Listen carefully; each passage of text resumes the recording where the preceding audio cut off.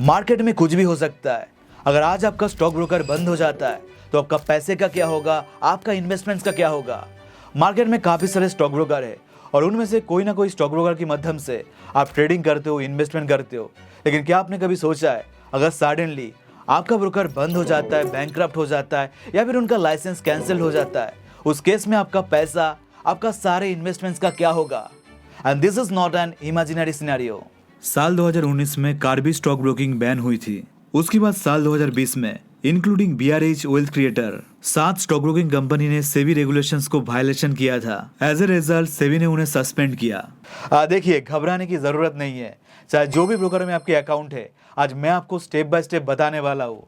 अगर किसी का भी ब्रोकर बंद हो जाता है, उस केस में एग्जैक्टली होता क्या है, आपको करना क्या चाहिए और आपका पैसा कितना सेफ है। सबसे पहले हमें ये समझना होगा, कोई भी ब्रोकर बंद होने का पीछे रीजन क्या हो सकता है। देखिए, कोई भी SEBI registered broker, for example Upstox, Zerodha, angel one and so on, ऐसे सेबी रजिस्टर्ड ब्रोकर ऐसे ही बंद नहीं हो सकता है। फिर भी अगर हम हाइपोथेटिकली देखते हैं तो कोई भी एक ब्रोकर बंद होने के पीछे मेनली 3 कारण रह सकता है। पहला कारण हो सकता है फाइनेंशियल लॉस। अगर कोई स्टॉक ब्रोकर हेवीली लॉस में है तो हमें ऐसी ब्रोकर के साथ अकाउंट ओपन नहीं करना चाहिए, क्योंकि लॉस कोई भी कंपनी को बंद करने का one of the bigger reason हो सकता है। दूसरा कारण सेबी वायलेशंस। अगर कोई भी ब्रोकर रिपीटेडली सेबी की रूल्स, एक्सचेंज की रूल्स को ब्रेक करता है तो उस तरह की ब्रोकर को हमें इग्नोर करना चाहिए। और इसकी एग्जाम्पल है कार्वी। कस्टमर की 2000 करोड़ रुपीस की शेयर अनऑथोराइज तरीके से प्लेस करने की वजह से सेबी ने उन्हें बैन किया है। एंड तीसरा एंड लास्ट कारण हो सकता है नेटवर्थ रिक्वायरमेंट फेल होना। कस्टमर की पैसा को प्रोटेक्शन देने के लिए हर ब्रोकर को एक मिनिमम नेटवर्थ मेंटेन करना पड़ता है। एग्जाम्पल के लिए, अगर कोई स्मॉल डिस्काउंट ब्रोकर की नेटवर्थ 5 करोड़ से नीचे चला जाता है, उस केस में सेबी उनकी लाइसेंस को सस्पेंड कर सकता है। इसलिए मेरा मानना है आपको हमेशा बड़े और प्रॉफिटेबल ब्रोकर के साथ ही अकाउंट ओपन करना चाहिए। For example Zerodha, angel one, Upstox और भी कई सारे नाम है। अनफॉर्चुनेटली अगर कोई ब्रोकर बंद हो जाए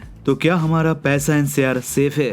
हम 2 तरह से अपनी ब्रोकर के थ्रू काम करते हैं, जिनमें से पहला है इन्वेस्टमेंट, जहाँ पे हम stock, mutual fund, ETF, IPOs के अंदर इन्वेस्टमेंट करते हैं। इसके अलावा हम ट्रेडिंग भी करते हैं ब्रोकर की माध्यम से, जहाँ पे हम intraday trading, future and option trading, currency, commodity, इन सारे सेगमेंट्स के अंदर हम ट्रेडिंग करते हैं।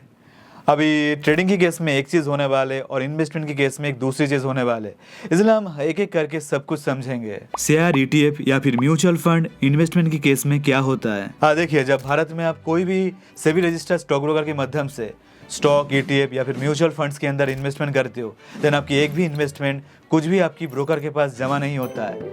देखिए, भारत सरकार या फिर सेबी ने बहुत बढ़िया एक central based depository structure create किया है, जहाँ पे आप किसी भी स्टॉक ब्रोकर के माध्यम से अगर आप स्टॉक या फिर ETF के अंदर इन्वेस्टमेंट करते हो, देन आपकी सारे इन्वेस्टमेंट सिक्योरली जमा रहता है डिपॉजिटरी के पास। और भारत में केवल 2 ही डिपॉजिटरी है, CDSL और NSDL।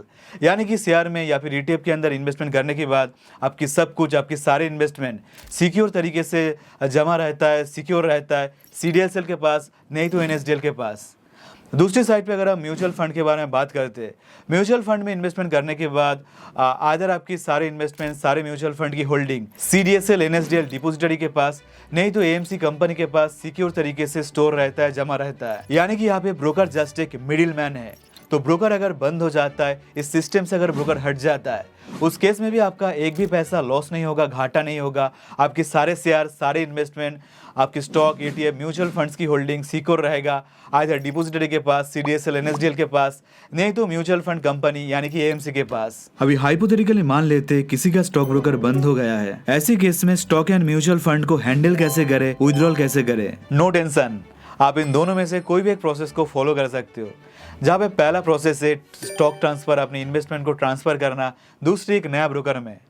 बेसिकली अगर आपकी ब्रोकर बंद हो जाता है, उस हालत में आपको कोई भी एक नया ब्रोकर के अंदर सेम पैन कार्ड, सेम आधार कार्ड के माध्यम से एक नया डीमैट अकाउंट, एक नया अकाउंट बनाना होगा, क्रिएट करना होगा। उसके बाद CDSL, NSDL वेबसाइट पे आपको जाना है। देन आपके पास ऑनलाइन ऑप्शन भी अवेलेबल है या फिर ऑफलाइन ऑप्शन भी अवेलेबल है। तो ऑनलाइन नहीं तो ऑफलाइन तरीके से आप फॉर्म फिलअप करके, नहीं तो ऑनलाइन अप्लाई करके आप पुराने ब्रोकर से सारे इन्वेस्टमेंट को, अपनी सारे होल्डिंग को नया ब्रोकर के अंदर ट्रांसफ़र कर सकते हो।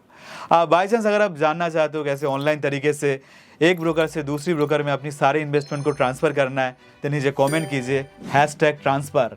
अगर आपकी तरफ से अच्छा रिस्पॉन्स आता है, कमेंट आता है, तो मैं एक सेपरेट अलग से एक वीडियो बनाने की कोशिश करूँगा। जो भी है, इसके अलावा जो दूसरा प्रोसेस है वो है डायरेक्ट सेलिंग।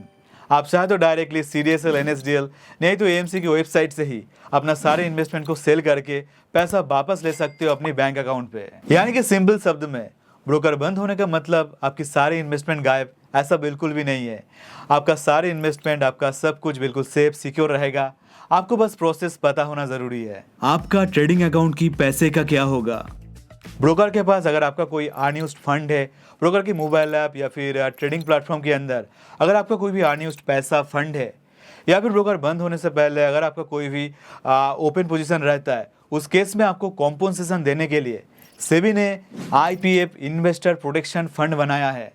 बाय सेल करने के दौरान शायद से आपने नोटिस किया है एक एक्सचेंज ट्रांजैक्शन चार्जेस हमें देना पड़ता है, और उस एक्सचेंज ट्रांजैक्शन चार्जेस के अंदर ही एक छोटा सा पार्ट रहता है IPF के लिए, इन्वेस्टर प्रोटेक्शन फंड के लिए। IPF लिमिट NSE की इन्वेस्टर्स को up to 35 lakh rupees compensation मिल सकता है पर इन्वेस्टर पर डिफॉल्टर, जो कि पहले अगस्त 2024 से पहले 25 लाख हुआ करता था। और इसके अलावा BSE की कॉम्पनसेशन लिमिट है अप टू 15 लाख रुपीस। तो अगर आपकी ब्रोकर वॉलेट पे 40 लाख रुपीस है, इस हालत में अगर आपकी ब्रोकर बंद हो जाता है, डिफॉल्ट हो जाता है, तो IPF फंड के अंदर आपको मैक्सिमम इतना क्लेम मिल सकता है, कॉम्पनसेशन मिल सकता है। इफ यू वांट, आप जीरोधा में अपना फ्री अकाउंट ओपन कर सकते हो। तो सिंपल शब्द में ब्रोकर बंद होने का मतलब आपका सारा पैसा गायब, ऐसा भी नहीं है।